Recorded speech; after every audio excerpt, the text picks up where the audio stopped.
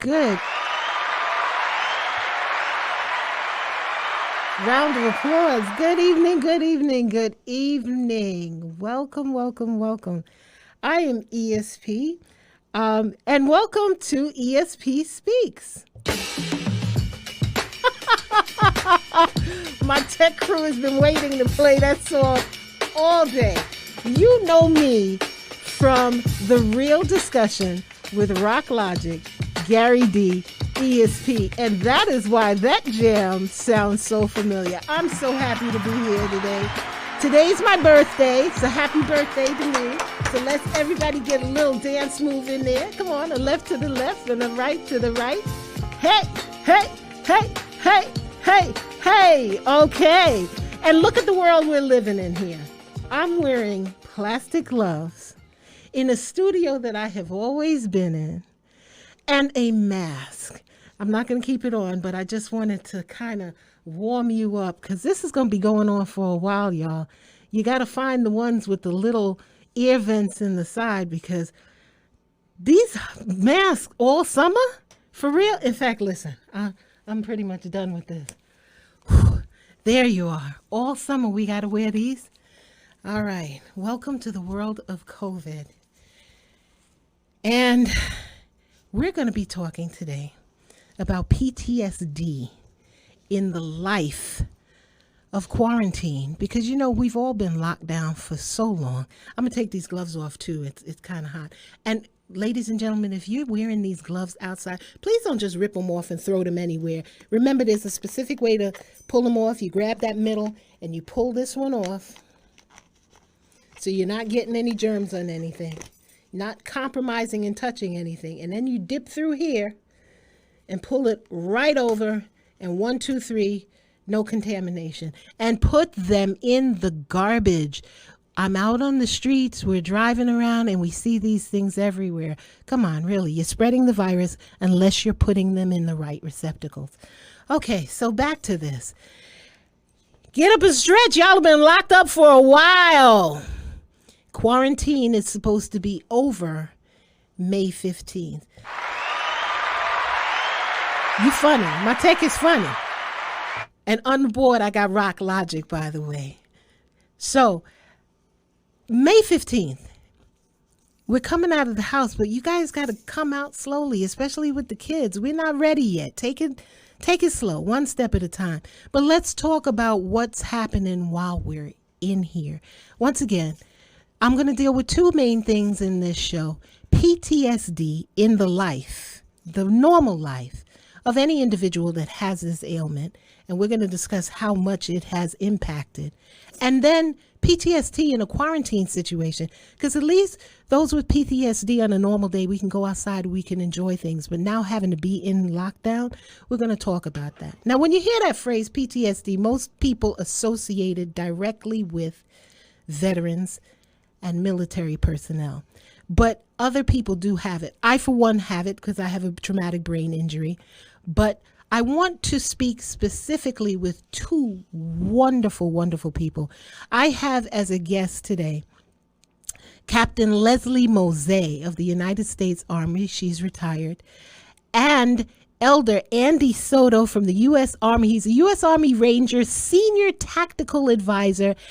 And he's also retired. He's E7 from SFC. And he's one of our hush-hush guys, you know.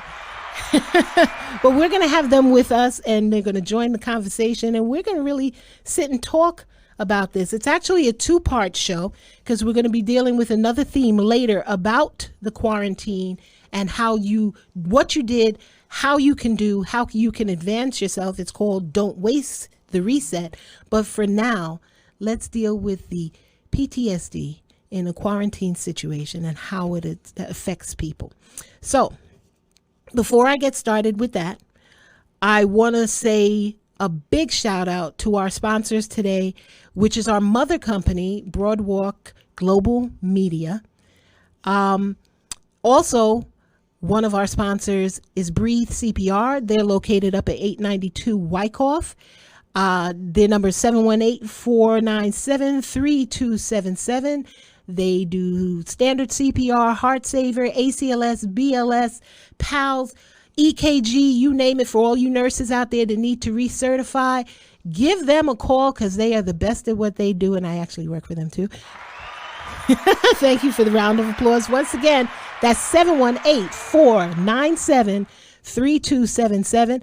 Our other sponsor is Iris Inspired, and that's the wonderful lady who made these beautiful masks for me. This is the style so you don't get the fog in your face, and she custom makes them. She has a whole bunch of lovely styles for you to pick from. She's located in Amityville, but she will ship to you, and her number is 631-565-7182. Ask for Karen. Once again, that's 631-565-7182, and that's Iris Inspired Masks. And our final, which she's up and running, and we want you to know that she is up and running, is the Bakery on Bergen. And she is at 740 Bacon Street in Brooklyn, New York, 11238. You better ask her about them boozy bites, boy. She'll make them up for you, and you can swing by and do a quick pickup. She does deliver in the area, so give her a call. Talk to Akim at 917-519-6549. Once again, that's 917-519-6549, and that's Bakery at Bergen. Kim Van is the owner. Fabulous woman, fabulous shop. Swing by and pick up all of those goodies. All right. Also, big shout out, always, we got to show our love to my boss, Rock Logic, also known as MC Sticky.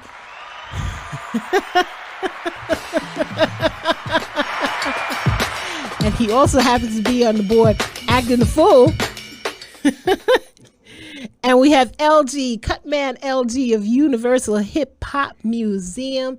They're not open right now because of the COVID situation, but as soon as they are, we're going to be back up there because it's an experience. I got to tell you, some of this, it's like living through the 80s again with the hip hop and the music. It's fabulous. So you got to make your way up there. And we starting a label, baby. That's it. We're starting. You hear the man in the background, right? All right. And one more. You know, I can't go anywhere without shouting out my Al Pizarro at Hip Hop Boulevard. Yes. They have a new website. You can get on www.hiphopboulevard.com and see all the new gear and all the wonderful things he's doing this summer. It's going to be fabulous. And we're all social distancing, so we're going to get out there. All right. So big shout out to all the essential employees when you're out there listening. I know some of y'all are avid listeners to our shows. Thank you. All the MTA, the nurses, all of you. Thank you so much. The store owners, the people that work in the store. Isn't it funny that the people that you wouldn't even talk to before are now your gods? You know what I'm saying, because that checkout clerk in the grocery store, you didn't want to have nothing to say. Now she's like the princess in the pea here. So thank you to all of you for doing such a wonderful job, staying healthy and servicing us. We appreciate you. All righty. Let's jump right in. Lesley Mose. Thank you, all the MTA nurses, and all of you. Andy Soto. The store owners, the yes, people ma'am. that work Happy birthday. Isn't it funny that the people that you wouldn't even talk to before are now your guys?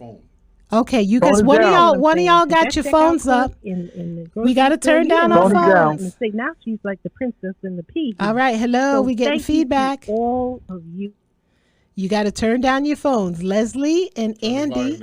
You got to turn your volume down on your phones because we're on a 10-second delay and it's repeating what we've already said. Lesley Mose. Thank you, all the MTA. Is that better? My volume turned down. Andy Soto. Volume turned down. Check yours. Yes, ma'am. Happy birthday. Isn't it funny that the people that you would Thank you so much. Okay, Thank one you so much. of y'all got your phones up. We got to turn down our phones. Down. Now she's like the princess in the pea. All right, hello, we getting feedback. All of you. You got to turn down your phones. Leslie and Andy, you got to turn your volume down on your phones because we're on a 10-second Is that better? and it's repeating what we've already said. Lesley Mose. Thank you. Thank you. Is your Is computer? that better? My volume's going down. All right. Does Volume turned anybody down. have a computer? Yes, Pull them ma'am. back. Happy Pull them birthday. back. Mute Isn't it them. funny that the people that you would Thank you so Ask me to have a computer. All right. One of my wonderful guests, either has a computer or a cell phone on near them. We need you to turn your volume on your computer or your cell phone all the way down. That's the repeat that you're hearing in the loop. So we need you to do that so we can bring you back in, okay? Turn your phone volume or your computer volume all the way down. Yeah, I'm just on the phone. a computer. Yeah, me too. Isn't it funny that the people that you would Thank you so All right. One of my wonderful guests either has a computer or a cell All right, phone. we're going to mute you Call out. them back. Hang up and call them. Exactly. All right, so we're going to reset you. What we need you to do is your tech is going to bring you back in again, and we need you to turn your volumes down. In the meantime, while they're doing that, let me let you know we're doing a station ID. Right now, we're live on Facebook. We're normally live on Instagram, but I tell you, everybody in this social distancing situation is just eating up the bandwidth. So we're having a little issue with Instagram as well today. You reached the voicemail of Lesley Mose. So on the platforms that we normally exist on, we're on Instagram, Spotify, Anchor, Radio Public, YouTube, Stitcher, and Hello? Twitcher. How's that? Okay. All now right, you so we sound got great. Andy. Andy back. So Andy, you hold on, and we're going to bring Lesley back in. So we know No it's not you. It's good to hear you. We have you on. Oh, we don't have you on screen yet.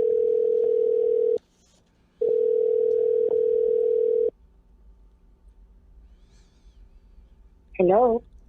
Hello, Lady Lesley. All right, so we do have the captain in, and we do have Andy Soto. Thank you so much for joining us. We're so glad that you have chosen to spend the evening with us on my birthday. I heard you, Andy, when you were telling me happy birthday. Happy Thank you so Happy much. birthday to you. Thank you so much. I'm blessed to be able to spend it with you because you know what? Some people didn't make it to today. Amen. Yeah. So this is a joy. But right now we're talking about PTSD in life. Now, y'all know what PTSD in life does. And now in the quarantine situation, how it affects vets and the general public. So now, for our listening audience, what is PTSD? It's a post-traumatic stress disorder. It's anxiety, flashbacks triggered by traumatic events, such as natural disasters, serious accidents, terrorist acts, war, combat, rape, violent acts, severe brain trauma, and skull injuries. It's a serious psychiatric condition. Sometimes it can be managed by medication. Sometimes it's managed by therapeutic treatments.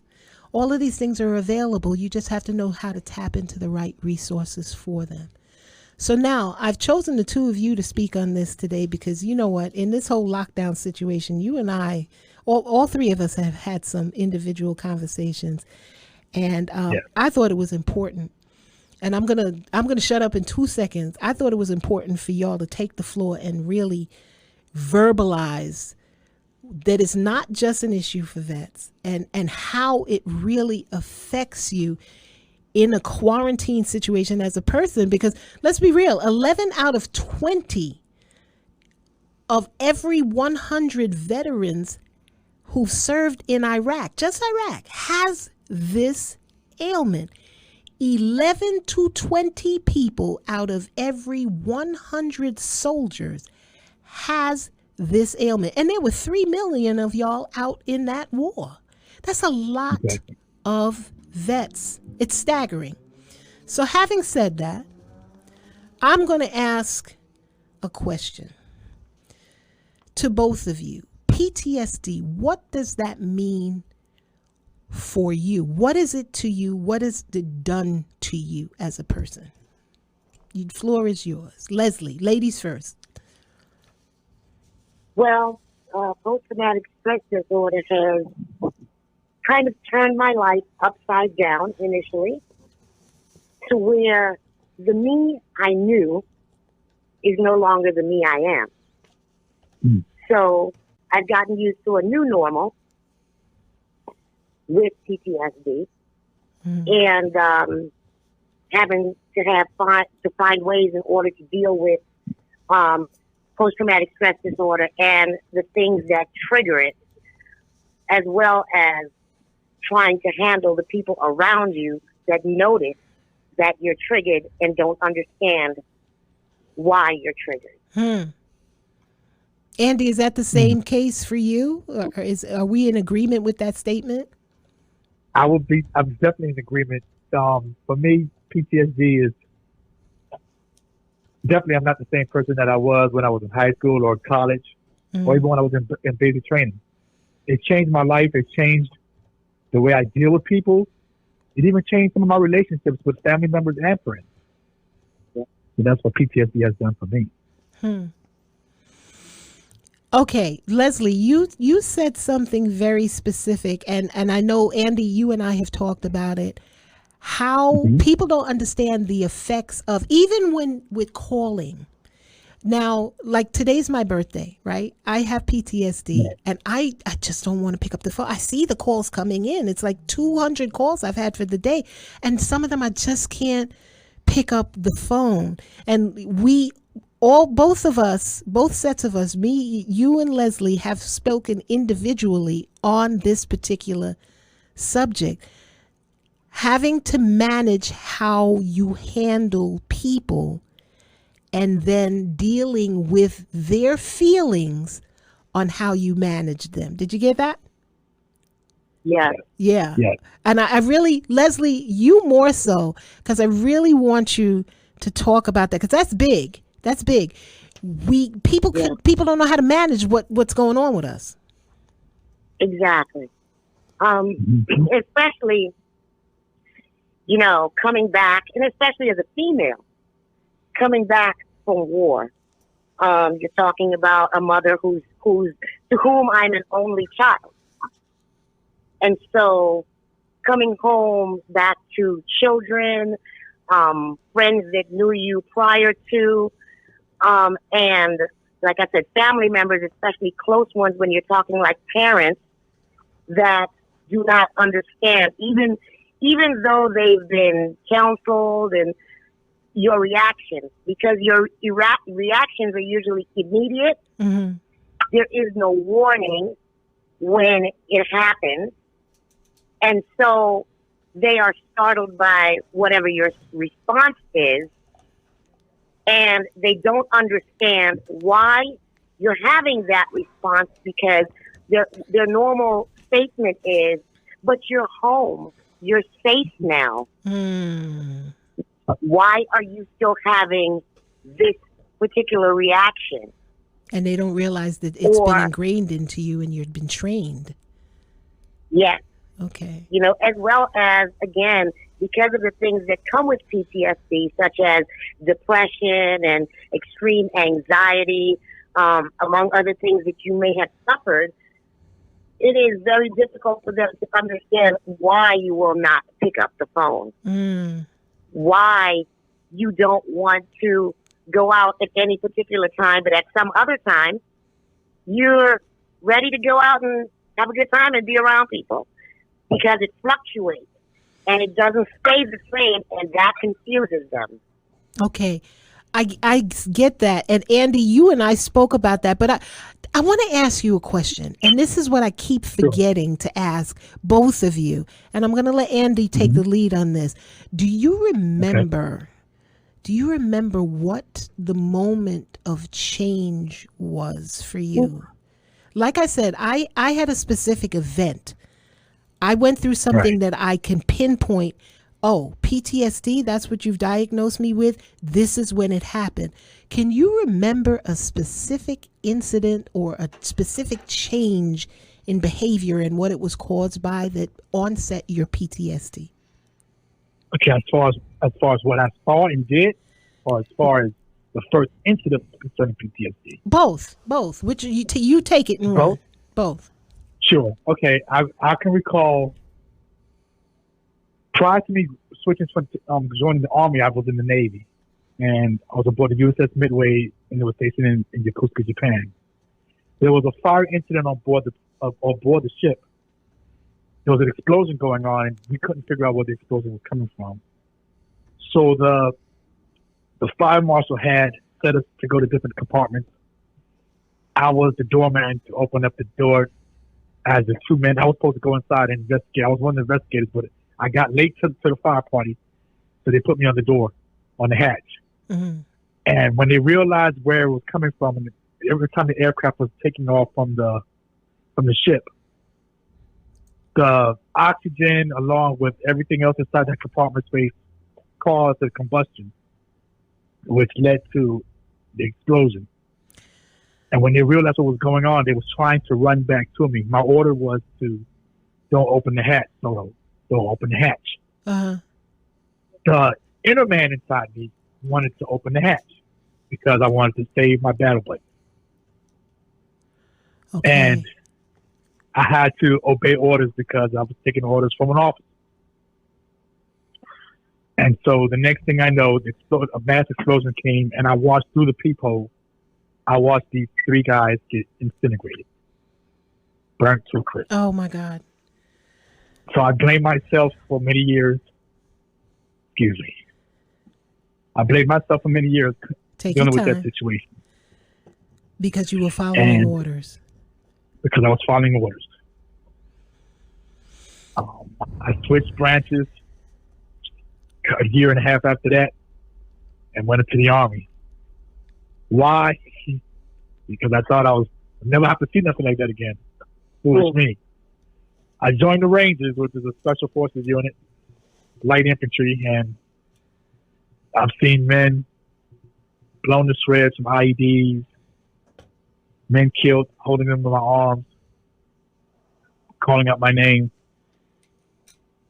and it was just too much. All glory to God, He kept me throughout the whole situation. He kept me. Why? I do not know. Maybe it's for this reason, or to encourage other veterans that are dealing with PTSD to this day. Ours is not to ask why, but I need to ask you a question on that particular issue, because I see that you're emotional with it. I don't want to spend too much time because I don't want to trigger, and that's a trigger. Had you opened that hatch? If I had opened that hatch, every one of us would not be here today. Okay. So do you feel 42 of us would have been dead. So obviously the order that your superior gave you feel was the right order at this point? Yes, it was right. It was the correct order. Okay. All right. So now we're dealing and it's a process. Thank you so much for sharing that.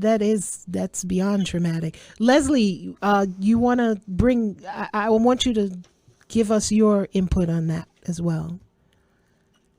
So, if you will. The first time that I remember having any kind of PTSD incident was when my sergeant major got blown out of the sky in a chopper in Salil, Iraq.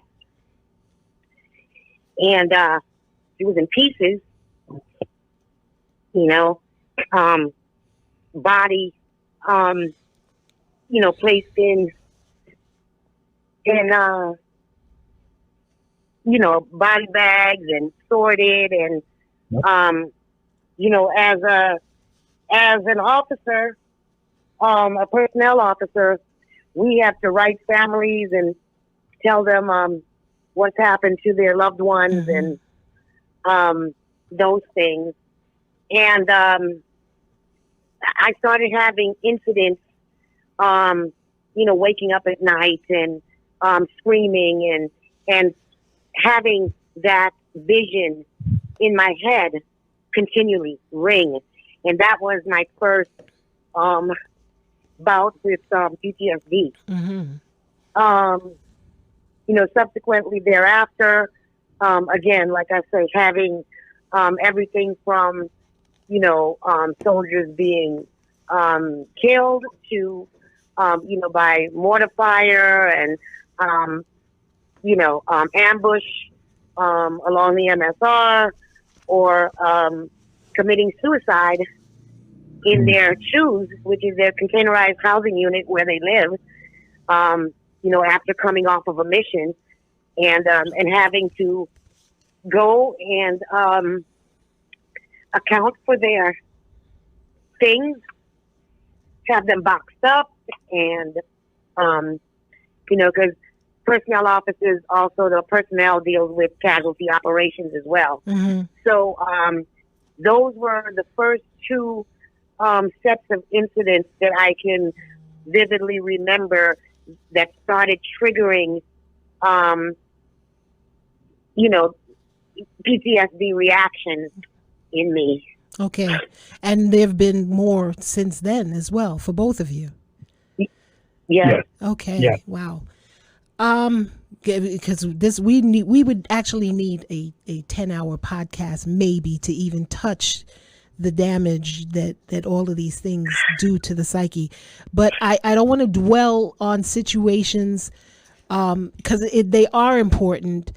And this is what happens, and this is what I want to get across to our audience, because they don't know what they're dealing with when they see you. They don't know, and some of you are very social. Both of you are very social online, and I understand what's going on because we do have these personalized conversations. But I watch the reactions of other people, and they are not tapping into it. So I want to give people a greater spectrum as to the understanding to this.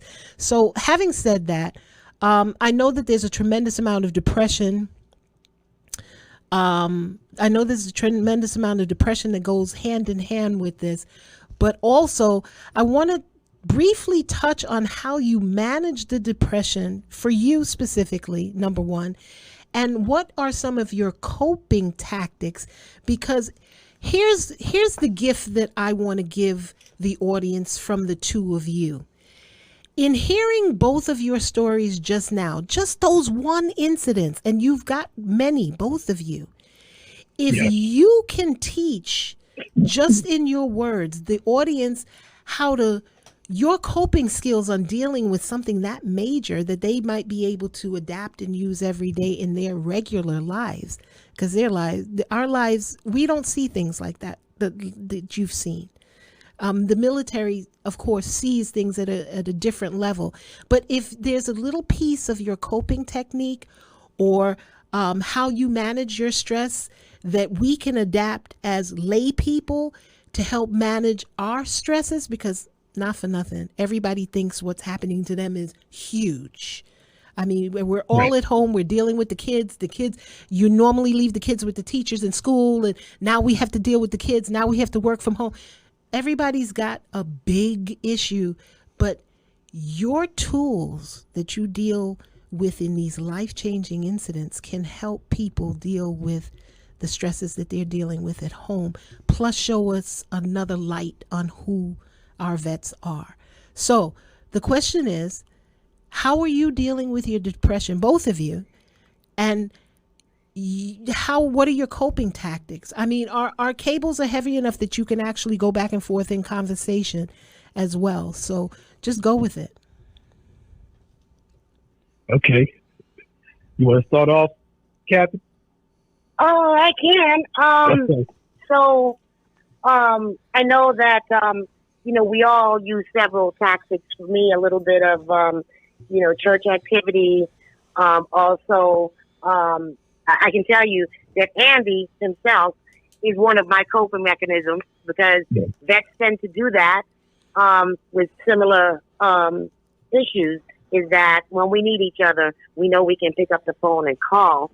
Yes. But for the most part, crochet has been my thing, and crafting in general. But when I returned from my last time in Iraq, someone suggested that I should learn to crochet in order to help stave off the effects of PTSD. And so I learned to crochet. Okay. I want to ask a quick question before you chime in, Andy, because I know you're both Christians. I know that. Yeah. But was there ever an alcohol issue, or were there ever substance issues that you had to deal with on top of all of this? Don't feel pressed to answer that. You could say that's none of your business, ESP. It's okay. Yes. No, most definitely. Most Okay. definitely. All right. Thank you for being honest about that. Now, here's the in-depth. Do we want to expound on that? Because there are some people at home that are dealing with alcoholism as well as being addicted to certain types of medication. And it's really, you're helping such a collective of people because it's really becoming a problem. We've been locked up for 8 weeks now. People are showing their evil side, you know? All right, so I'm gonna let y'all go back again. I'm just gonna keep throwing things in every once in a while, and the conversation is yours. Go ahead. Okay, You can go ahead and start that, Andy. Okay, no problem. Definitely, I realized, when we came back in, from out there in the field, it was like we started drinking more, and I'm like, whoa, why am I drinking so much? But I never realized what was going on until later on in life. Wanted to pick up the weed, and never did drugs a day in my life. Never. I grew up in Washington Heights, where it's all at, where it was all at, and people from Jersey and everywhere just come in there, get what they want.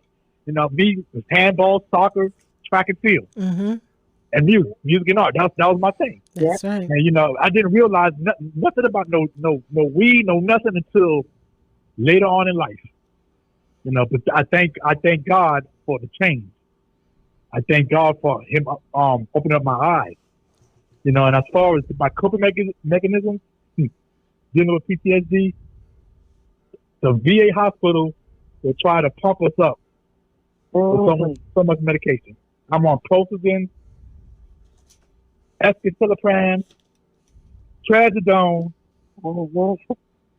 topiramate, that I have to take daily. Yeah. And you're talking about a walking zombie? That's exactly what I can be when I do take that daily. So now the VA hospitals were more responsible for introducing you to these drugs to cope with the syndromes, or were they trying to cope with other types of pains? To keep me in a relaxed mode, to keep me, in a place of I don't even know what word I want to use. Just in a place where I'm just a shell. I'm the spirit and the shell. Exactly. Yeah. I can't even move. That's really. And if I do move, I'm gonna fall because it's other medication. It lowers my blood pressure so much that if I move too fast, I'm liable to kill myself. Yeah. Yeah. So the VA doesn't deal with emotions well. No, they don't. So so they want you to, we come back and a lot of us go through, a lot of kind of like the 5 stages of grief. We go through, anger and, just all manner of things. And so, when we emote, their response used to be, okay, well, you know what?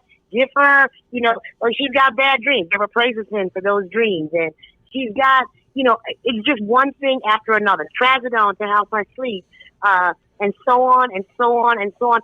Not to mention the other things that you have had, ailments that you've come back from because of war as well. And so at one time, I was taking like 12 medications. Yep. And I can say now, though, that the VA is more apt to listen to you, depending on who your provider may be, because I asked them to put me on a holistic program so that I could get off of that medication. So they now have a whole health type program where they are helping us do things like yoga and Tai Chi, and it goes through a whole nutrition process. And I mean, they go through acupuncture and all these things that are part of the program. At least my program, they have it at the VA in Richmond. And I've just gotten my provider. I asked my psychiatrist to recommend me for it, and he did. And so I'm really happy because that started kind of lessening their desire to pump all these medications into me But as a Lesley, way of, yes. you had, and I recall because I was walking this journey kind of off to the side because you had gone back to Virginia by that time. You had not only PTSD, but you also had fibromyalgia at one point, and I remember. I still have fibromyalgia, yes, ma'am. And what is you had fibromyalgia. You also had at one point they were doing something. I remember a surgery coming through your neck.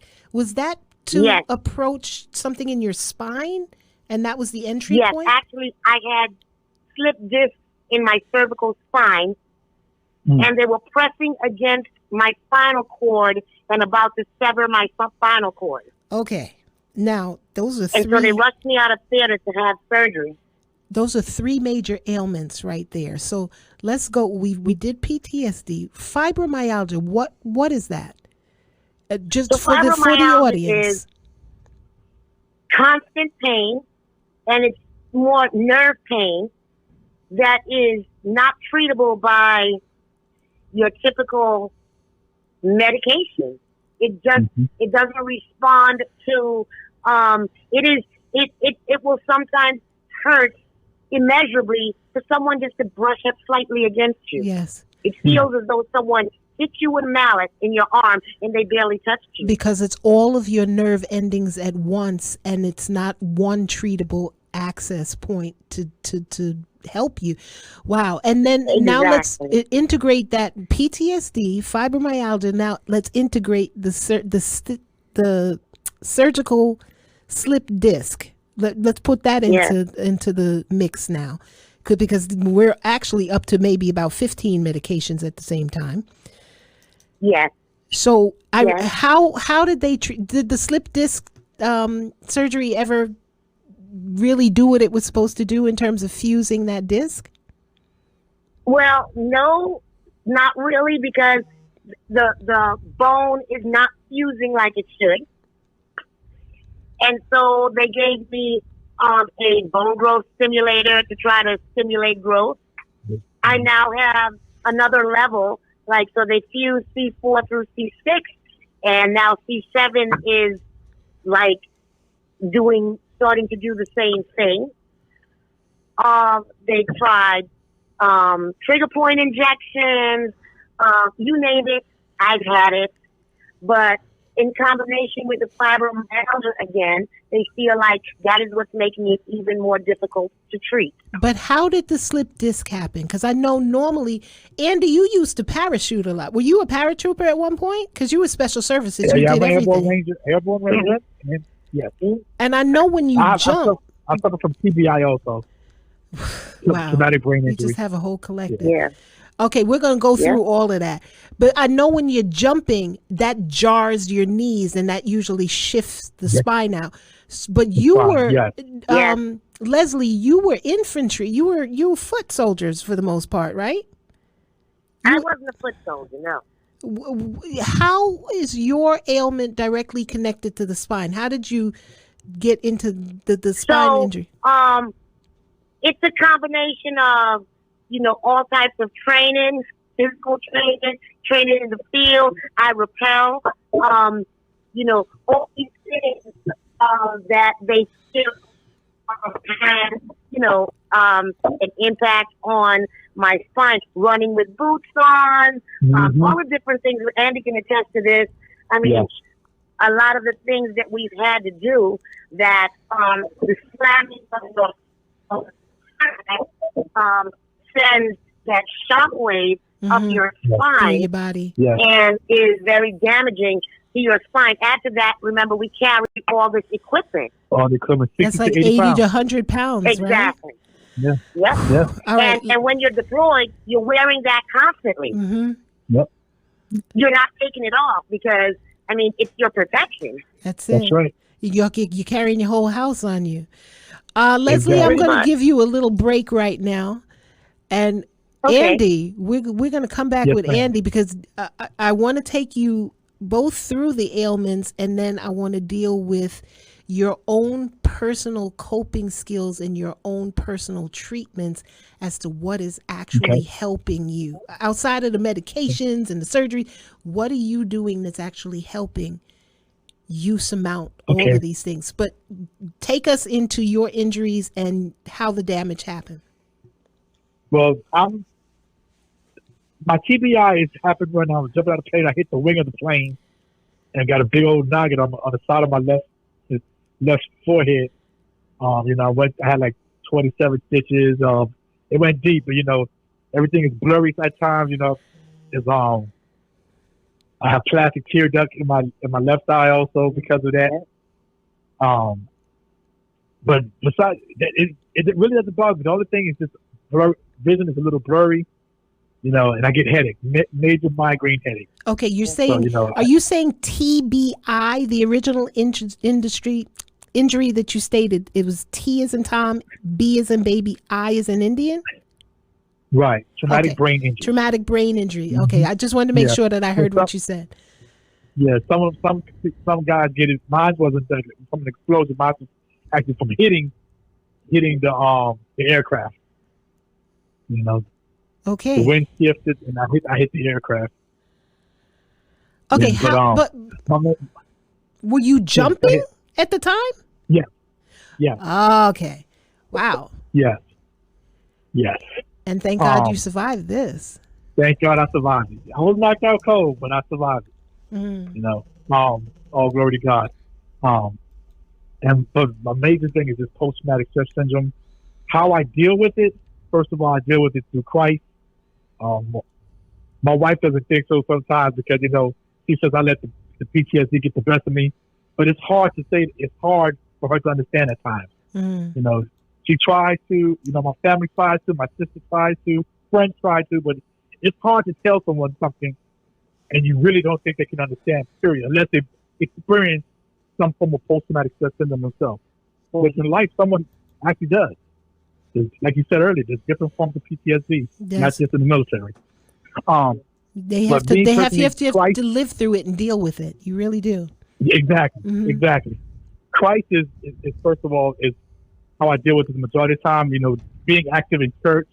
You mentioned earlier that we're both like social butterflies on Facebook.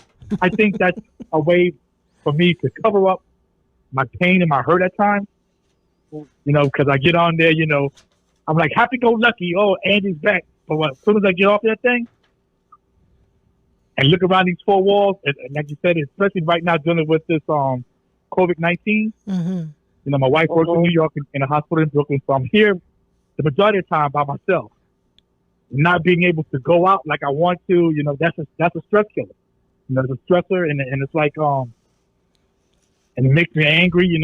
Sometimes when she comes here on the weekend, because she's able to come back home on the weekends, all glory to God.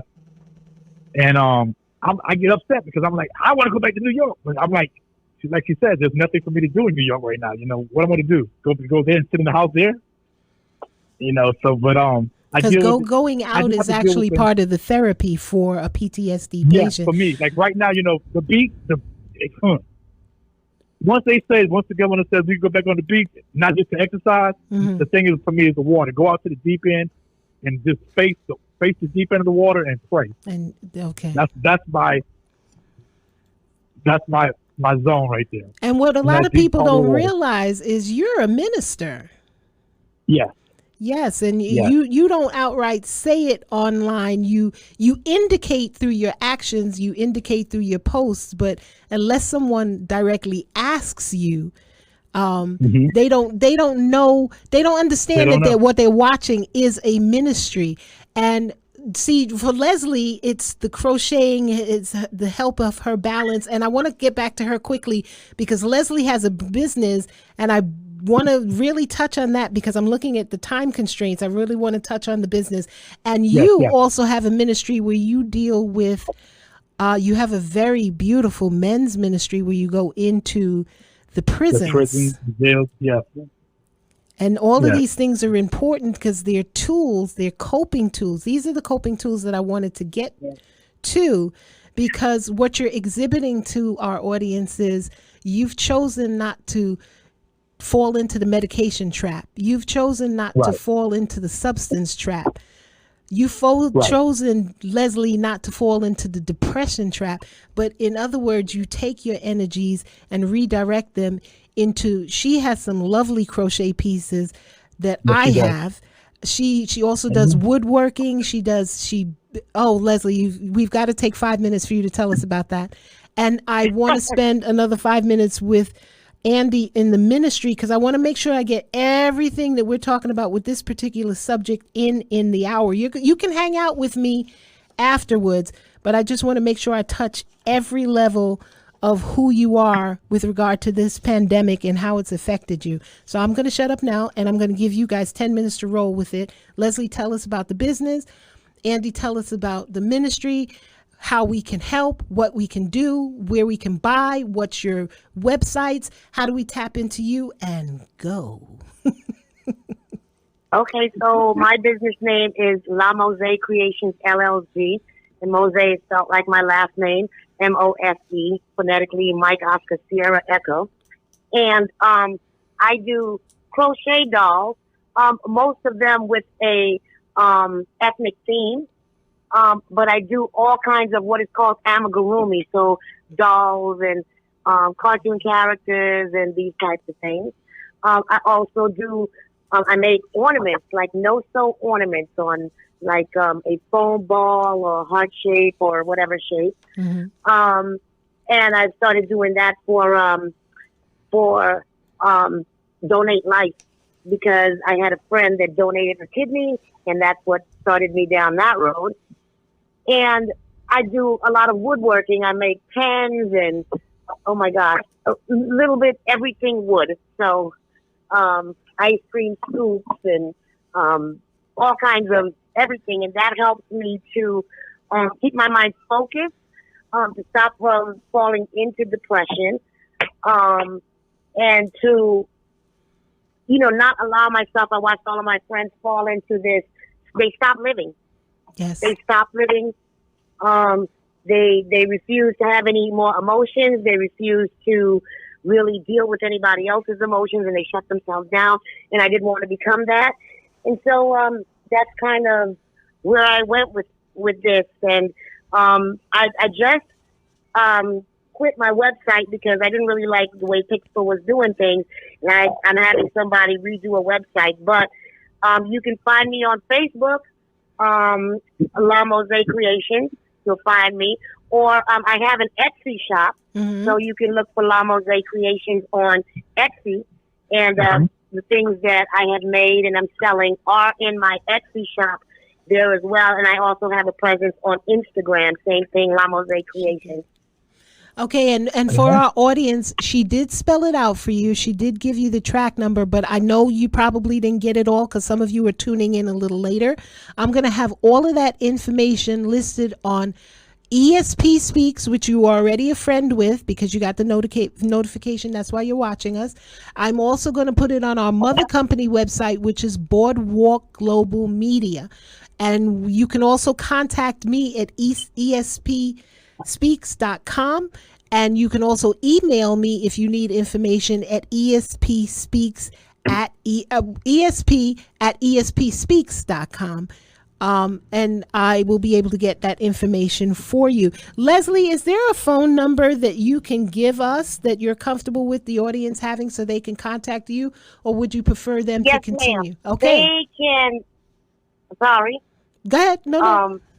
The audience can always contact me at my own phone number, 202-413-0013, or they can also contact me at the business phone, which is 540-760-5290. And that website, well, you said you didn't, you killed the website, but do you have a place on Facebook? You have a Facebook page where they can go to and see all of those beautiful creations that you have? If they search for La Mose Creations, they will find it on Facebook. It's tied to my own personal page as well, so you can toggle between. It's also the same on Instagram, And it's also the same on Etsy, where everything is listed for sale on Etsy. Okay. And once again, I'll list that on all of our sites. And now I'm going to just shift over quickly to Andy and ask him about his ministry, because like I said, that's a very important ministry. He's doing wonderful, wonderful things out there. So let's hear about that, please. All glory to God. The name of the ministry is called Only for His Glory Ministry. And it's also a promotion company where I try to deal with people, friends, classmates, military personnel that have some kind of businesses or trying to get out there, put their name out there, whatever they do. For instance, like Lesley, Cassandra Mack, Michelle, Sweeting. I've interviewed all of them, concerning them. You owe me an interview also, with ESP.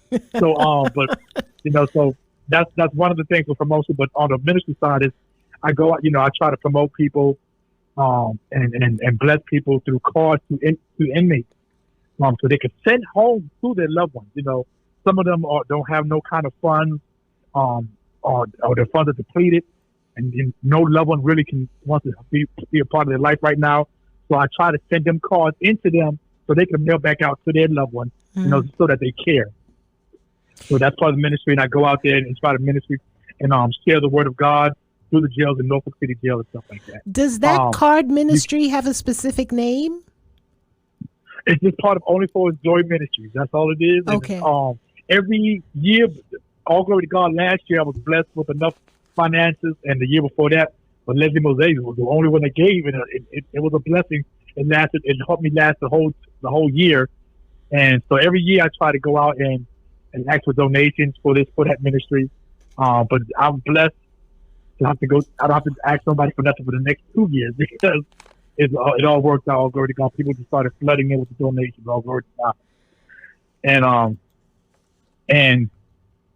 But you can catch it on email. I had a website, but the website I folded that up. As everything's on Only for His Glory Ministry on Facebook. You can reach me that way, or 917-774-5008, and you can email me at Andre 757OFHG@gmail.com. And once again, ladies and gentlemen, that's Only for His Glory Ministry. I know he talks real fast. He always did. 50 years he talks like speeding demon. Only for His Glory Ministry. Okay, so guys, thank you so much for all of that information. Like I said, we're going to get it up for everybody to see and then have them all tap into you.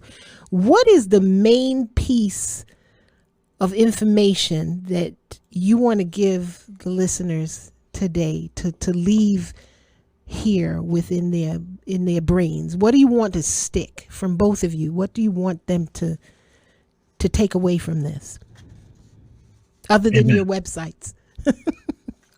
I want them to take away that, know that God loves them, and don't give up. In spite of what's going on in your life, in your past situation, history of things that's been going on that you're still dealing with, trust God. Lean not to your own understanding, but all your ways acknowledge Him, and He shall direct your path. It's when we take ourselves and try to form and get things done on our own way that we wind up messing up. And it's time for us to stop that.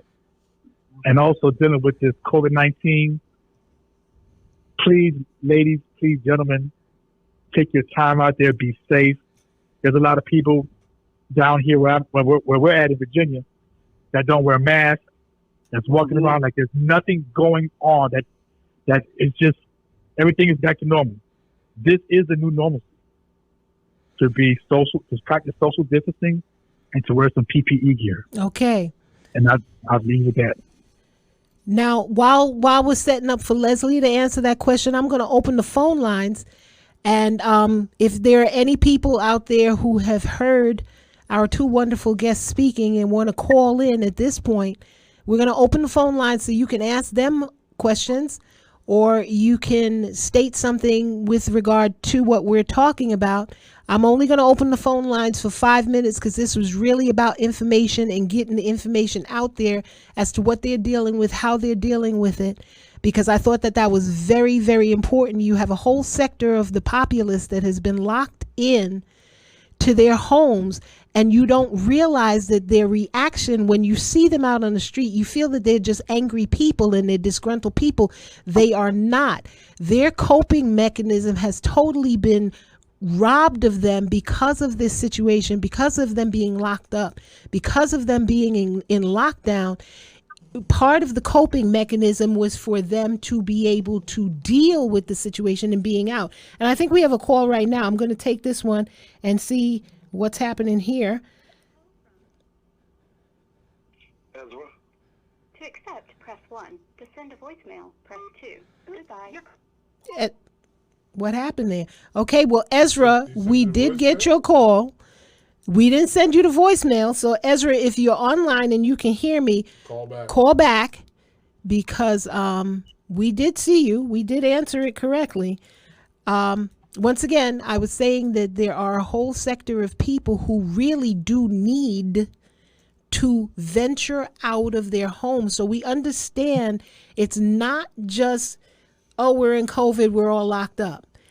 There is a therapeutic science for people dealing with PTSD, for them to be able to get up and go for a walk, for them to be able to go into a park and just breathe and stretch.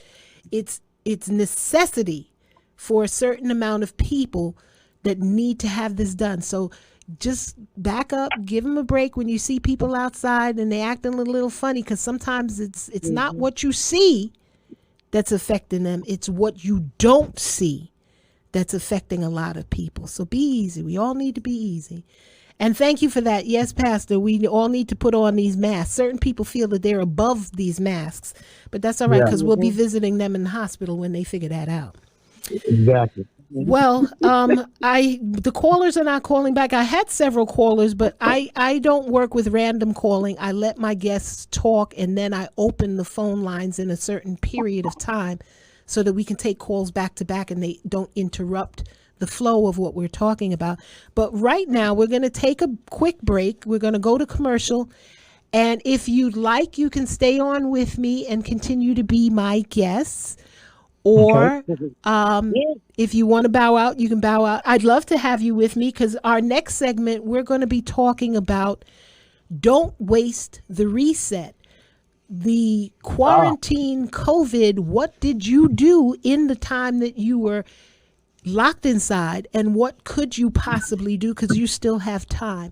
So after the commercial, we're going to come back and talk about that. So we'll be right back in 3 minutes. So take a break, take some water, come back and meet us right here.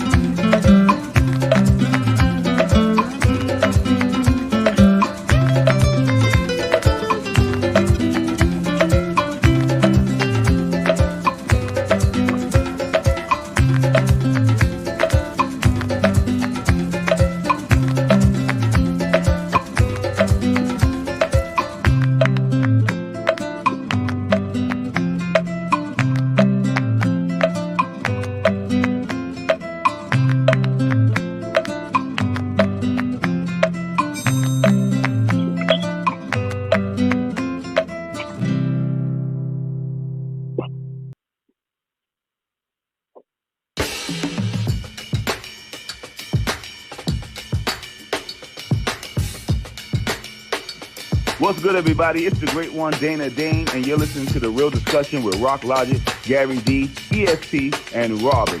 Friday, 7 p.m. live. You have been notified.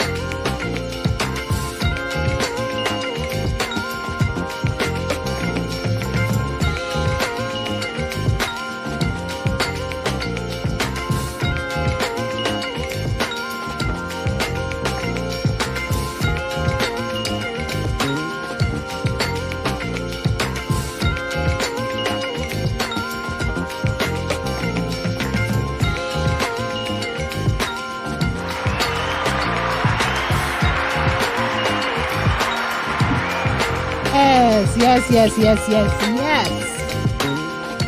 We are back. You just love playing with the applause, don't you? We're back, we're back, we're back. Hey! Okay, okay. You know, You need applause. we're so glad that you're with us. Welcome back. This is ESP on ESP Speaks. The mother company is Broadwalk Global Media, and we've been chatting with the wonderful Lesley Mose and the terrific Andy Soto. We were talking about PTSD and all the quarantine related issues that come along with it. I just wanted to tie that up with some resources because that was fabulous. There is help. There's free PTSD consultations at the va.gov. There's a number 866-948-7880. And there's another corporation called Help Right Now at 100-273-8255. Press 1 if you're a vet, and everyone else can go straight to the operating system on that. You have the National Alliance for Mental Health and Illness, which is called NAMI, at 1-800-950-NAMI. They're available Monday through Friday from 10 a.m. to 6 p.m. Or you can text NAMI, N as in Nancy, A as in Apple, M as in Mary, I as in Indian, to 741-741. And they can help you that way if you prefer to deal with social media and texting and not talk to somebody on the phone. You also have a substance abuse and mental health service at 1-800-662-HELP. That's 1-800-662-HELP. You don't have to go through this alone. There are resources. You can reach out. And if that don't work, reach out to me and I'll find you something else. I'm ESP at espspeaks.com. And we just came back from break. We're on Facebook Live. Our other platforms, if you want to listen to the show once again, we are on Twitcher, Stitcher, Apple Podcasts, Google Podcasts, Anchor, Facebook Live, as I said before, Instagram, and I know I forgot somebody else, but it's okay. So,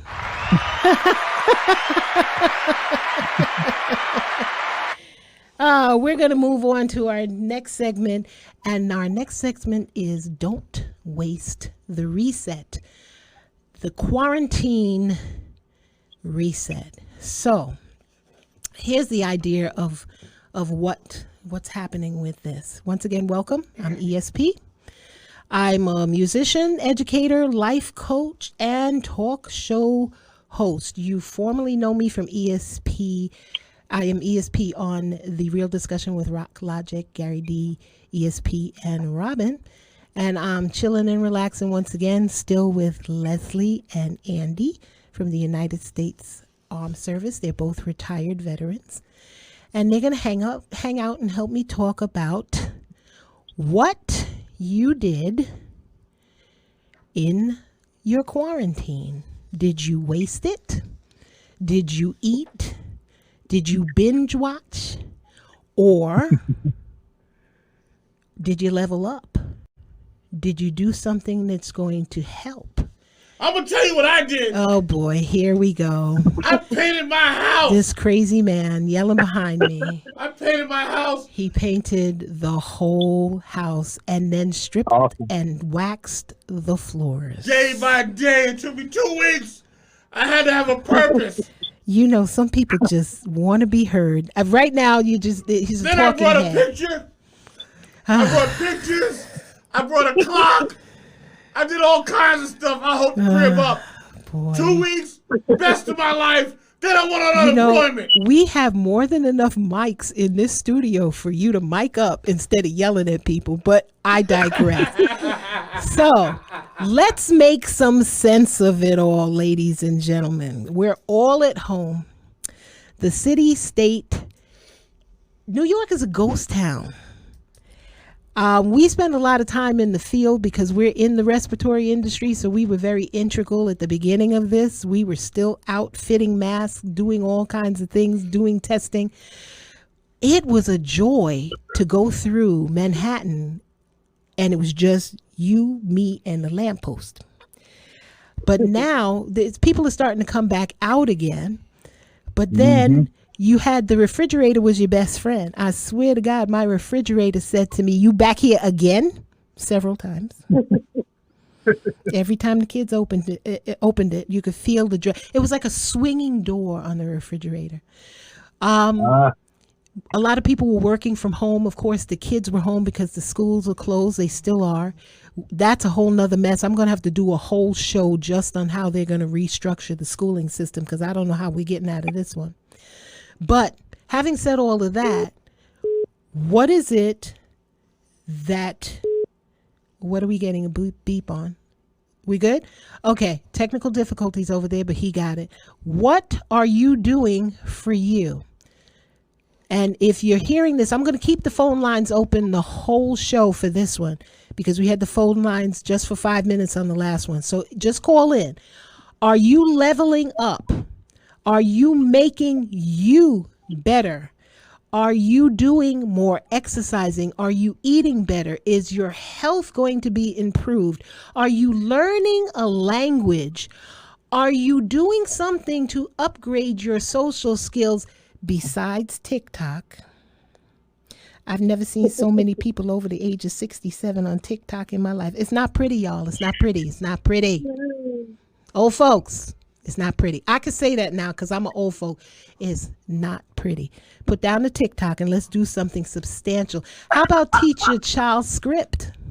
You know that we have a whole generation of children that don't know how to write cursive and will not be able to read government documents and historical documents because you have not taught them in the school system to write script. So parents, teach your kids to write script while they're at home. Now, here's something for you. You'd be surprised to know that according to CBS News, the most popular activities requested was a free online class given by Yale University entitled Psychology and the Good Life. It was taught by, wow. I'm sorry? You said wow. Yeah, that's surprising. It's taught by Professor Laurie Santos. And Yale, it was so popular that Yale had to release the entire course for free. Wow. That's all. So that was one of the surprising things. Another surprising thing, and this was a personal observation, and I want to ask this really to my couples and my people, my audience that lives together with their spouse. Are you meeting your spouse for the very first time during this COVID situation? You know, you dated for a while, and when we date, we show the representative, you know? Then we get into heavier relationships, and as we get involved, the real us starts to come out. My mama used to say, "Did he hear you fart yet?" I was like, what does that even mean? And I found out later in life what that meant, because sometimes we're so busy being cute, we can't even fart around your man. But we've been locked up for 8 weeks. Do you know who your spouse is? So I'm asking that question in our audience. Call us in and let us know, how are you doing with that? Did you meet a whole new person during this COVID issue as you were fighting for toilet paper at Walmart and Target? Did you see a whole new personality that you didn't expect to see? Did Mr. Funky get funkier? Or did Mr. Funky learn how to wash clothes? Did Mrs. Funky actually pick up a pan and learn how to cook because she dialed into a cooking class? Let us know. We're here. Call us, okay? Because we have the number. Rocky, what's the number? We have the number at what? 929-336-7887. Give us a ding and let us know what's going on in your house. Now let's get back to the list here, because the New York Times had the top 10 things to do. Number 1, the top 10 things that people did since March 12th was their taxes. Got news for you. Taxes ain't due till July, but it's nice to know that you did them. Number 2, clean and organize. Now, I kept telling everybody in the first week, there's that drawer in the kitchen with all the crap in it that when you come in and you just throw the nails, it's got menus, it's got why does it have clothespins in it? And thumbtacks. It's just got everything. And when you lost something in the house or you're trying to do a project, you always go to that drawer and it's in there. So some people actually cleaned the drawer. Some people exercised for the very first time. Some people also exercised for the very last time, but we'll talk about that at another time. Some people explored ways to save money. I found that was interesting. I personally went online and saw what all of the black banks in New York were. So that was my mission. And I actually invested in and put open accounts in each of the black banks. Other than Carver. Everybody knows Carver, but there's a couple of them. There's a Bank One up in Harlem, and I'm going to put that information on our website for you as well. Number 6, video chat. Everybody has figured out that they can use Zoom, free conference call. Hell, Instagram even has an Instagram where you can see the other person in it. All right. This was funny to me. Number 7 was do karaoke. Listen, my co-hosts and I for today went to the illustrious High School of Music and Art. We don't karaoke. We are karaoke. Did they leave? Number 8 on the New York Times top 10 lists. Redecorate. Yeah, that was you, Rocky. Damn right. Number 9, binge watch Netflix. Now I ain't gonna lie. You know, Rocky always got a series up his sleeve, and he told me, what's the name of that one? The Blacklist. The Blacklist. Oh. I turned on the Blacklist and watched 5 seasons straight as I was cleaning, as I was baking, as I was sewing, and between us being in and out and doing different things out in the field. But it's good. I'm hooked now. Blacklist is heavy, baby. Okay, I found this one to be very funny. The top 10, number 10 on New York's Times top 10 list of things to do during quarantine. Start a podcast. Ta-da! Well, we already had a podcast. We had several podcasts. So, You're late. all right. Do it. Okay, so once again, we're going to open our phone lines. We're at 929-336-7887. Let us know what you're doing to improve you during this quarantine, okay? We continue to talk. We're going to be chopping it up with my guest hosts. We're going to be talking back and forth, and just chime in. Let us know what's what. In the meantime, I'm going to talk about social adaptability. And what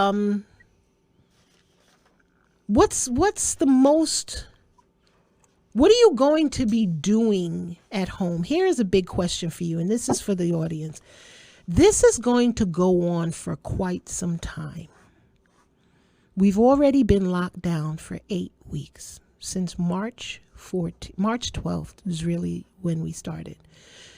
It's supposed to be over May 15th, which is this coming Friday. People are already out on the streets and they're not being careful. As Andy said, wear your mask, wear your gloves. You're still susceptible to this thing. But what are you going to do? Because a lot of you are on unemployment. A lot of businesses have totally closed down. What are you going to do as this is going to continue on, maybe well into the summer? So let us know. Call us. Let us know how and if you own the business, how your business is doing. Okay? So, and I'm going to now turn it over to the two of you to play around with the facts. And then I'm going to come back with a couple of things while you're doing that. So Andy and Lesley, let's hear what you have to do. What did you guys do during this time period? She laughs. Come on, I want to hear it. But I know we all know what Lesley did. Look, I did some yoga and Zumba. She did Zumba? You did I Zumba? did some yoga and Zumba online, actually. And I actually attended my friend. She had a virtual bridal shower on Zoom. Oh, that's cool. So, yeah, it was really fun. Games and all. We had a good old time.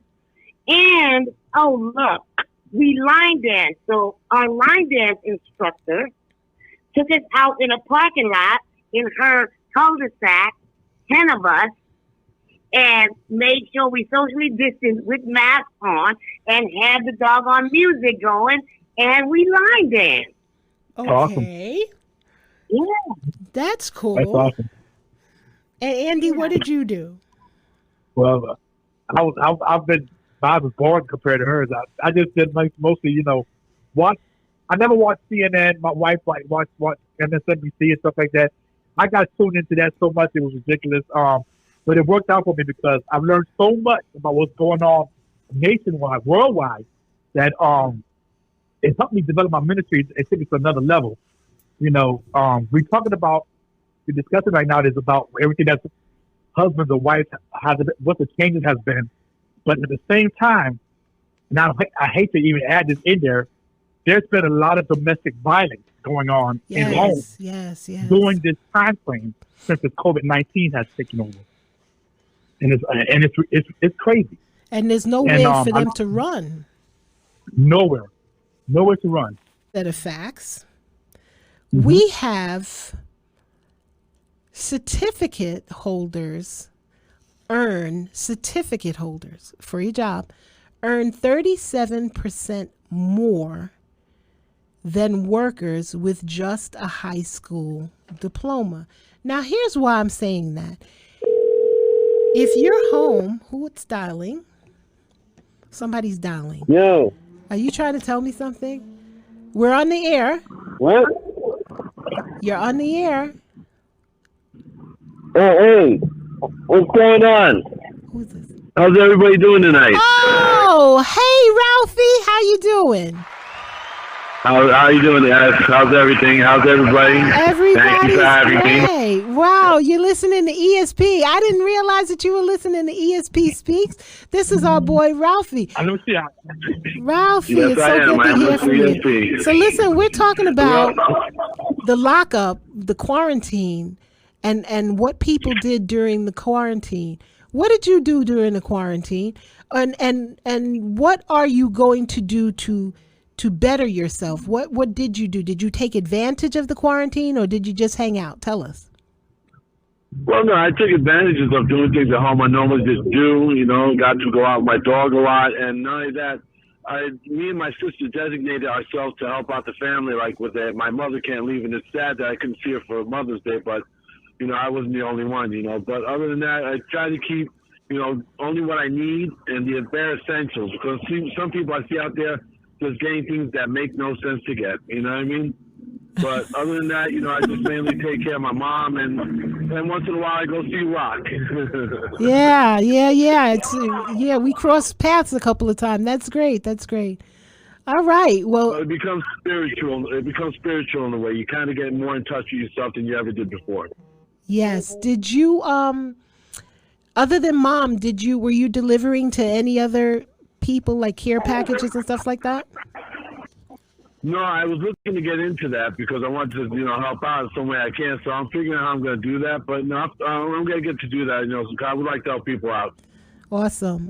Well, you have time. It's this quarantine is scheduled to reopen May 15th, but we can't just jump right back into everything. We have to take our time. So there may be more opportunity for you to help.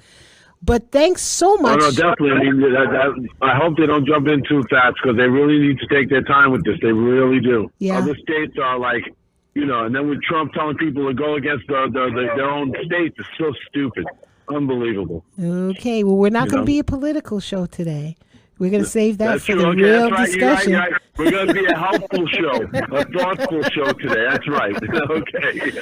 All right, sweetie. Thanks so much for calling in. It's always a pleasure to hear your voice, dear. Pleasure. And thanks for having me on listening. as always. All right, love. Okay, bye. Bye. Bye. Okay, guys, we're back, and we were talking about certificates. Andy and Lesley, I was talking about the percentage. We're having a 37% more. You can earn more on your salaries, 37% more, if you have a certificate upgrade above your high school diploma. And certificates take less than a year to get, and usually no more than 2 years. So between a year and 2 years, you can get a more upgraded version. And you can take things at your own place because you can do them online, so you can take it at your own place. And certificates add to your resume. You can get a certificate for free or a nominal cost. And it's a quick way to gain or upgrade a new skill. Now, I'm going to give you some suggestions for an online certificate. You can get what's called a IMC, which is a basic CEO certificate. You can get it in blogging, conversions, analysis reports, and other concepts of marketing. It's usually good for startup companies and entrepreneurs and growing your own business. It's called an IMC, Inbound Marketing Certification. And I think we're about to take another call, and then I'll come back to certifications. Rachel Young. To accept, press 1. To send a voicemail, press 2. You're on the air? Hi, y'all. This is Rachel. Hi, Rachel. How are you? You're on the air. Thank you. I didn't have a chance to hear your program because I didn't know. I saw that it was Facebook and Instagram, but I had a difficulty in knowing your topic. So I know that it is about PTSD. I happen to be a veteran. Okay, that was our first segment. We were doing PTSD with vets in the quarantine situation, and thank you so much. We actually moved into the second segment, but you know what? If you have something to say on the subject, we'd love to hear you. Okay. Well, I did go through a trauma. It had nothing to do with the war or anything to do with Iraq. I was serving in the 80s. Mm-hmm. But I did suffer a trauma. And I'm coping with it better than I did when I actually had the experience during that time. I don't know if that's going to be, contribute with the topic that you're discussing. Well, do you want to share what the trauma was with us, or you prefer not to share with us? We have two vets still on the phone with you. We have Captain Lesley Mose, and we have Special Forces Andy Soto. They're both retired, and what we were doing in the first segment was discussing their specific ailments and how they cope with them during the quarantine situation. So my question to you again is, do you mind if we know what the actual onset of your PTSD was? What situation caused it? No, I'll be open with it. It was sexual trauma. I went through sexual harassment during the time that I was serving. Whether it was my recruiter, whether it was within the unit, whether it was training. Called MSP. And those are the type of horrible experiences that I dealt with. And even though we had briefings, classes for these things, it was hard to take them seriously because you had a hard time. Let's say, for example, if I reported it, people sat on it because you had officers, you had NCOs that actually had the reputation that were more powerful than myself. I was a Spec 4 or private. Mm-hmm. and it wasn't taken as seriously, and there was nothing further done. So I'm dealing with a rock and a hard place. I'm here to serve, and then I'm being bombarded with that type of treatment. And it did take a toll on me even after I left. Mm-hmm. And I was struggling with it, but I did go to counseling because the VA was offering that type of treatment. And I didn't, I dealt with something, and I met other people, and it wasn't just women. There were men as well who actually went through the same thing during the era of Vietnam. Mm-hmm. So it was an interaction of different conflicts.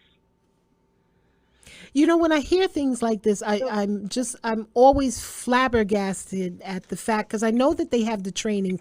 I'm familiar with the trainings that you speak about, and then you're forced as a private to sit through a class like this, and then the same person who's teaching you, you're going through it and can't say anything. So now, since you've been through the therapy, since you've been through dealing, so to speak, with everything at this point, have you gone back and confronted anything with the actual people involved in the situation?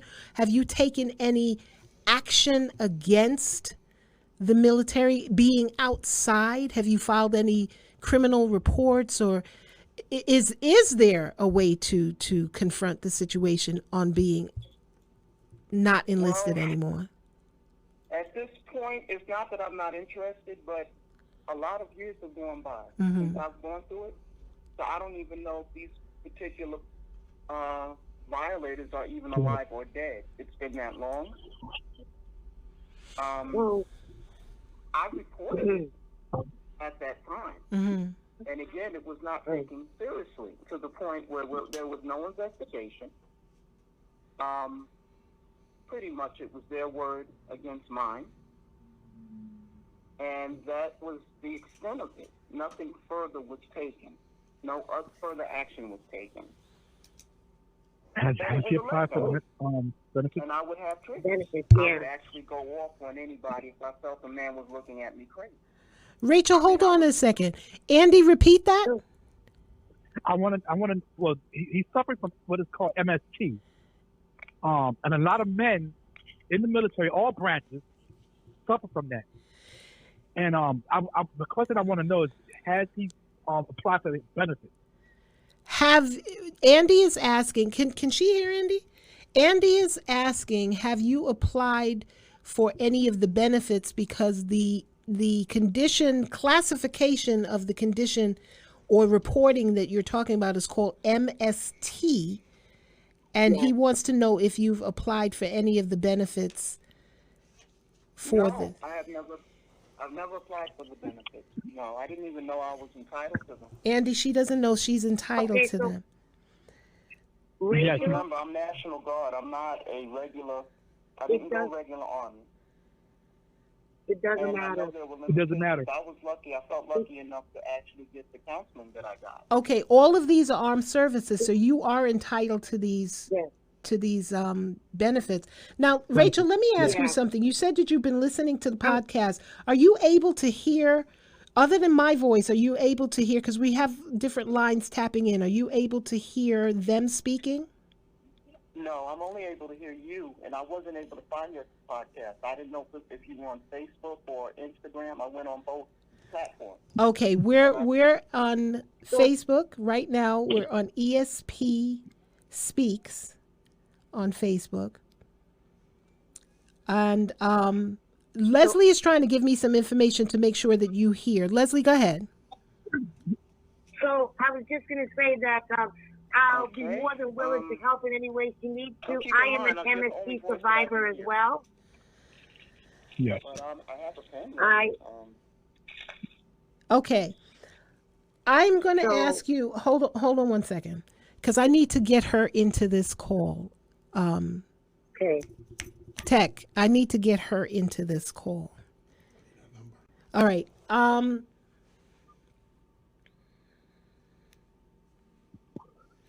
Rachel? Yes.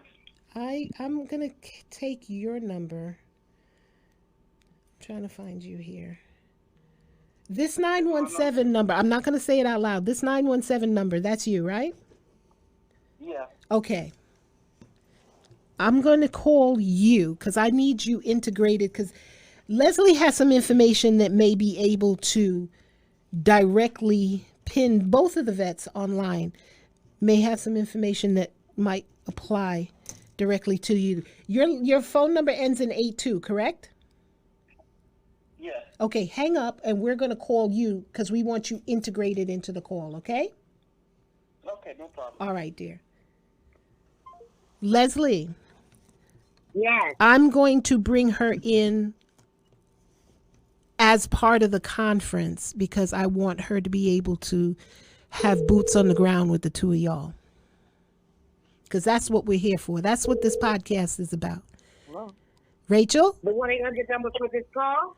Rachel? No, for the Okay, she's in. All right, so Andy? No, I don't. Lesley? yes, Andy? yes, Rachel? yes. Okay. Yeah, here. Okay, she's right Hi, there. Rachel. Leslie, there you Hi, go. hi, fellas. Hi, guys. I'm sorry. How are you? So, what I wanted to tell you was that, so I am an MST survivor myself. Okay. That is a lot of where my PTSD comes from. Mm-hmm. And I just wanted you to know that it doesn't matter whether you were full-time, part-time, reservist, National Guard, it doesn't matter. You said that you filed a report, right? I did. That was a Okay, long so time. that should be part of your military record. It should stay on record. Okay, Right. that the incident was reported.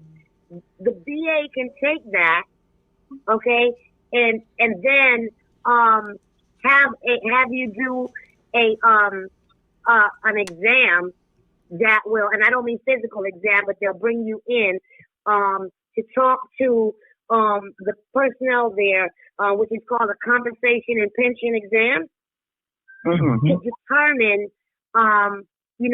like whether or not like it's military related and what percentage, because it was caused by the military Right. while you were in the military. Exactly. So Okay. you definitely need to, you don't need to be out of the military, retired, or anything to file for benefits, to file for disability benefits from the VA. You can go online and create an e-benefits account, or you can go through the VA. I don't know if Andy said he had the 1-800 number. Yeah, I have it. Okay. So Andy will pass you the number for that, but you really definitely should do that. And if you have any problem or you need assistance, I'm going to suggest that you see right in the VA hospital or centers, they usually have a DAV rep that helps you to explain, so to speak, to the VA how you were affected and how it has affected you, because that will help the VA determine your percentage of the disability based on your MSD experience. Okay. Yeah. Okay.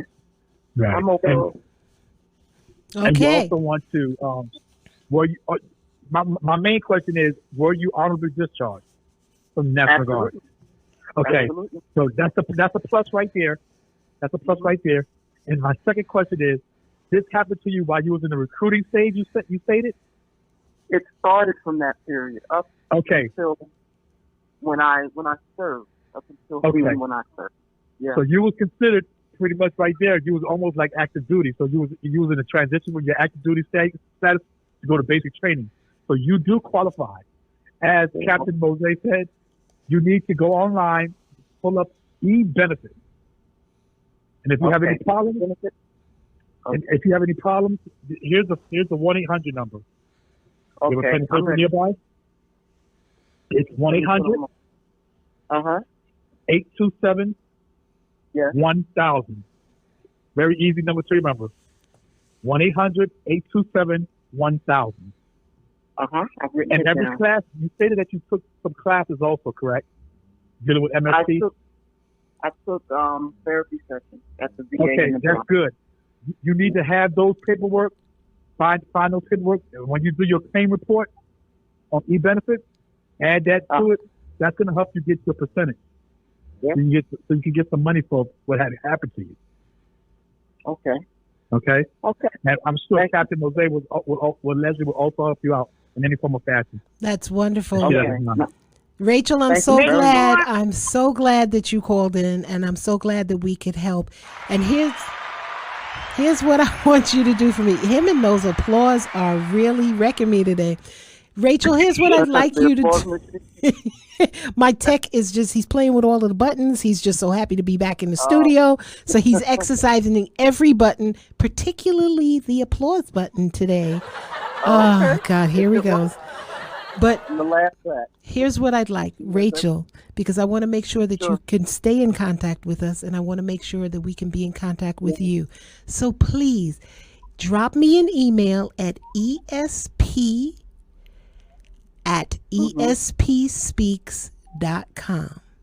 esp@espspeaks.com.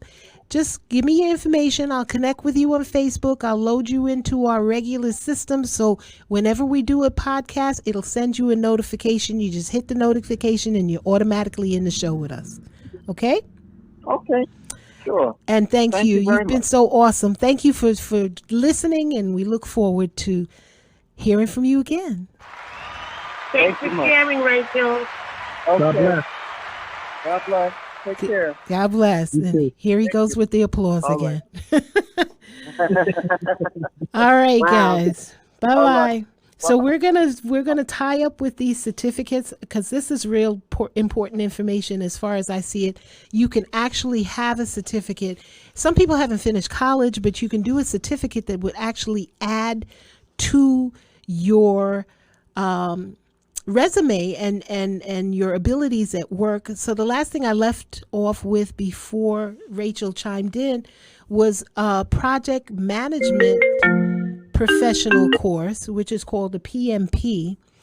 And that takes maybe 5 hours to complete. And it really has a nominal fee. I think it's like $25. And it's something that can be used in a management capacity, or if you own your own business, it helps with setting up organizational skills. In fact, I'm going to give you the name of a website for anyone who is interested. It's called Cybrary. And it's C as in Charlie, Y as in yellow, B as in baby, R as in Robert, A as in apple, R as in Robert, Y as in yellow, Cybrary dot I as in Edward, T as in Tom. So Cybrary.it. Cybrary has a list of all the certificates based on what you do, based on your market sector. If you haven't finished college, or if you have finished college and you just need an upgrade, type in whatever certificate or type in what you do, and it'll take you to the certificates that you can get online in your own time frame that are of minimal cost. Once again, we said that none of them take more than 2 years to get. Most of them take less than a year, and most of them are $25 and up. If you're not doing anything but binge watching on Netflix, why not take the time, take a course that's going to add to who you are, so when they call you back to work, or maybe some of you have to go to a new job, because a lot of businesses are closing out. I know a lot of people who work for Macy's in executive capacities. Macy's isn't planning to open those large stores anymore. They're planning to now really expand the online experience, because look at what the COVID virus has taught us. It's taught us how to exist without even having to leave the house. You're grocery shopping and having it delivered to your front door. I mentioned this in the beginning of the podcast. Isn't it funny that the person who was begging to have the minimum wage lifted. The person who was trying to survive and feed their family. The guy who delivered the paper. The guy in the grocery store that packed your bag. The cashier. The guy who stocked the shelves. Begging for a wage increase. And now we're ready to give them $20 an hour because they are the people that are keeping us going. Truck drivers. Truck drivers was a fleet and a clan of men and women who were a special breed because you got to be able to stay awake to do those trips, and it takes a lot out of you to do those trips. People didn't really want to do them and paid well, but it involved a lot, and now they are our heroes. They are essential workers. The people who clean up in hospitals are essential workers because if they don't clean right, you could pick up this virus. MTA, let's be real. How many MTA workers that you pass by when you get on the subways, when you see the conductors, you see them on the platform, do y'all even say good morning? Now we got megaphones. Hey, thank you. You're wonderful. Does it really take us being brought to our knees to understand the value of the people around us? This COVID virus has changed the whole dynamic of how we look at our society. Parents, I'm going to speak, I'm just going to shift just a little bit. This was mind-boggling to me when the pandemic began. Parents were complaining that the children were home. I'm a parent. I get it. They pains in the necks. But we have to step back and remember who the original teachers were. We bore these children. We weren't allowed to send them to school before they were 5. You had these little critters home with you all day. And when you took them to pre-K or you took them to Head Start, back in my day it was Head Start, you cried when you left them. You didn't want to walk away because, oh, my baby. You left them, and now you're crying that your baby is home? Listen, I've raised many children. For the most part, all of my children are grown and out of the house. I have one baby left, and he's bigger than me. He's 15 years old, and I am taking this time to really enjoy my time with him because in less than 3 years, he's going to be going to college, and I'm going to be crying, boo-hoo-hoo, he gone. So parents, find something that you can connect with your children. Teach them how to write script. Teach them a new language if you have a second language in the house, because this generation of American children is not speaking the language of their people, but interact with them and commune with them. And I'm going to have last words from my wonderful hosts, my wonderful co-hosts, Lesley and Andy. And then we're going to wrap this up because we've really been talking for a long time. So my darling co-hosts, Lesley and Andy, any last words before I announce what our next shows are and then we are rolling out of here? I just want to say thank you for the opportunity to be a part of your broadcast. You're so welcome. It's been an honor for me. And I think Lesley already kind of pulled out because I think her battery died. She was texting me and I think her battery died. But Andy, you know, anytime I can have you on with me, it's all good. Anytime. Our next show, we're going to be speaking about the Vagina Chronicles. Yes, I said the Vagina Chronicles, lady. We'll be talking with a certified nursing midwife and a woman's health practitioner. Her name is Ayanna Davison. She's a CNM WHMP-BC.